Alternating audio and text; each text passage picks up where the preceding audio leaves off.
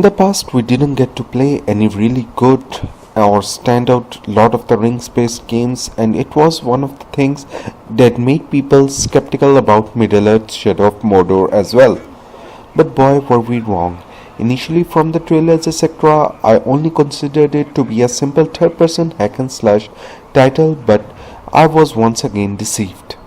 The game does inspire from games like Batman Arkham series or Assassin's Creed, but that is not a crime as long as they don't botch it up.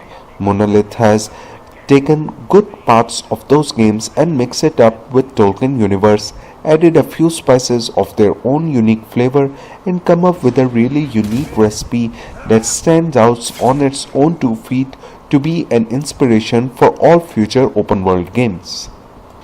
Our journey takes place between the events of The Hobbit and The Lord of the Rings, with Talion, one of the few Gondorian rangers left, patrolling the Black Gate. Here the men stand watch should Sauron come back to Middle-earth. Not much has happened in many a year past, so Talion's wife and son are restless in being confined to the desolate fringes of Mordor, which they will unfortunately never leave. Sauron marks his return by sending his black captains and orcs to the Black Gate, and Talion and his family are murdered during this assault in a disturbing sacrificial manner for unknown reasons. To his horror, Talion awakes later on, barred from death and bound to an elven wraith who has forgotten his past. Their situation is a result of sharing in similar pain and desired vengeance, and they must work together in Mordor to fulfill what they have left unfinished in life. The whole premises is pretty enthralling regarding the history of the Wraith Companion, who you will only later on found to be none other than Celebrum, the forger of the Rings of the Power. You will also get to meet other Tolkien character made famous by the movies, Gollum, who plays an important role in our Ranger's quest as well. And since this is an untold story from an untold era, so this will keep the Tolkien fans happy of the mystery surrounding the main story. But even though the main story is convincing enough, but it's the gameplay that wins the heart here, as you forge your own stories through a political system of orcs or uruks that is in play here. It's all unscripted and something never seen before in the game world before, which they call as the Nemesis system. The orcs have a ranking system in them, and the different captains control the orcs in different areas. Then there is a hierarchy of war chief above them, but the orcs are power hungry and they are constantly fighting with each other to increase power or looking for opportunity to become war chief themselves. These enemies are not mindless AI, but they have a society mechanism which will progress even if you don't interfere. Each orc captain or war chief is entirely unique in his abilities, looks and power ranking. This gives the game much more personality to the enemies as ever seen before. For Talion's revenge, he must make the Black Hand come out in the open, and for that he has to disturb the political balance in Sauron's army. He must kill the normal orcs to find out about their captains, and then interrogate the captains to find out about the war chief, and kill the war chief to make the Black Hand champions to come out of hiding.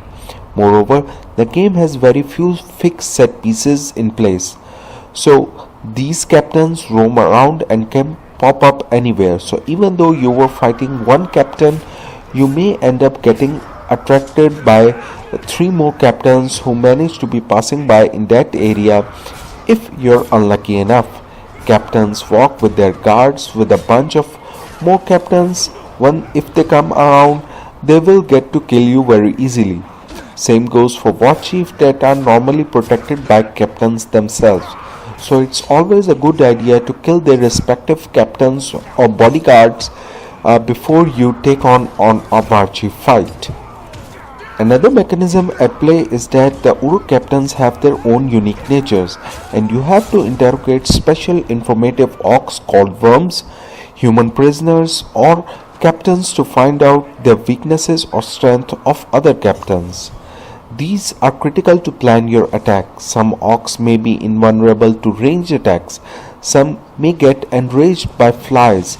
Some may be vulnerable to stealth attacks. Some have fear of monsters. Some fear their rivals or explosions, etc. Interrogating gives you a whole range of options of what to do and how to use your environment against those particular captains.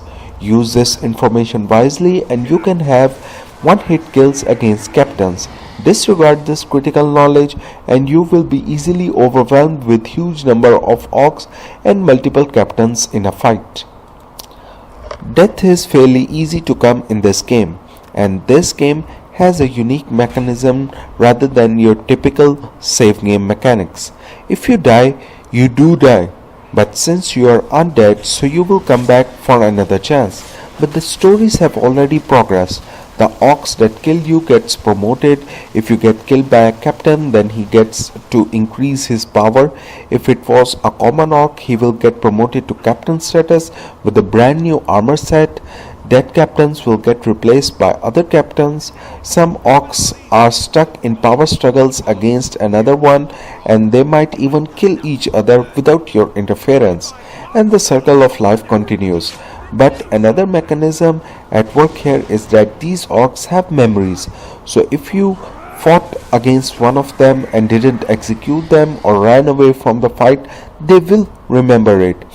They will now be having the scars and burns from the last fight, and they will give you a harder time now once they meet you. This is what I am saying, is that the game gives a personality of its own for each playthrough, and which is unique for each player. This is the most standout feature for the game, no doubt.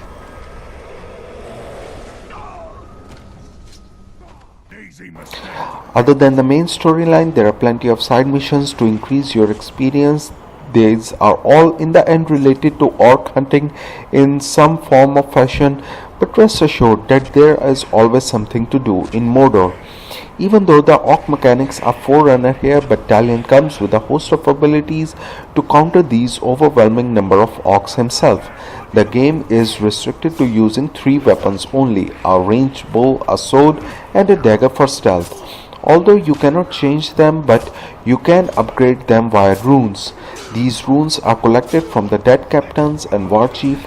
Runes add various abilities or passive bonuses to your attacks, etc.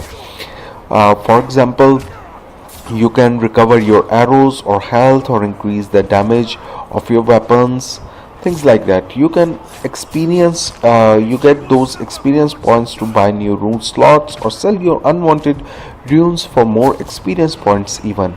It's a very flexible system. Then there are special abilities.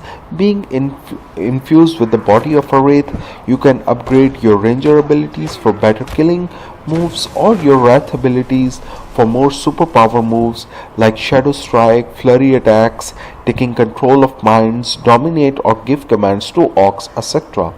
Some of the really cool abilities do end up mid to end game session, so we do recommend playing through the story missions first, even though the random orc and captain hunting is fun, but their supplies are limitless. So first get those good powers and then you can really dominate better in fights. The stealth abilities directly get influence from Assassin's Creed, but it's more fast-paced here, and the group combat is more akin to Batman style, with you jumping from one foe to another, countering attacks from back, etc. It's pretty fluid. Once upgraded, you will have plenty of stuns and flurry attacks moves to do all kinds of crowd control without getting a scratch. With the added element of strategizing, fight against the captains adds a flair to the combat never seen before in a game. The game does allow you to scale all kinds of structures, strongholds, walls, but sometimes the controls don't work as smoothly as expected. For example, if you are on a ramp and decide to climb the wall at that time, Talion sometimes refuses to do so and forces you to use the ramp to go up. Or other times when you are trying to scale up a building in the heat of a fight, and instead he would be dodging attacks, since dodge, run, jump and scaling up all are bound to the same button. depending on how you press it and in what context. With many abilities, there are a lot of keys to fiddle around with, unlike your other games, which can be slightly overwhelming at the start, but you will get the hang of those keys and your favorite moves and learn to use those keys well. Coming to the visuals of the game is stunning with its sharp visuals. The details of enemy orcs to the world is incredible. Although I do wish Talion Stiff Hair could use some Tomb Raider's stress effects treatment, but other than that, the day and night cycle, the wetness of the surfaces after a rain, and the gloom of Mordor all look gorgeous. What I don't like are visually similar level designs and environments. One of the things trademark of Tolkien universe should be its great adventures from here to there and then back again, which is not present at all in this orc hunting game. You are stuck in Mordor only, and you kind of wish it that you could see the beautiful elvish lands or Shire or Dwarf Caverns, etc. Sadly, no such variety is found here. Overall, the game is near perfect with minor flaws to the repetitive environments to slightly hickory controls, but it gets that perfection of score through the enemy ecosystem never seen before in games, which creates unscripted stories and fights that you will get to remember for a very long time. The game does get ended up with a near perfect score, making it a highly recommended title for this year.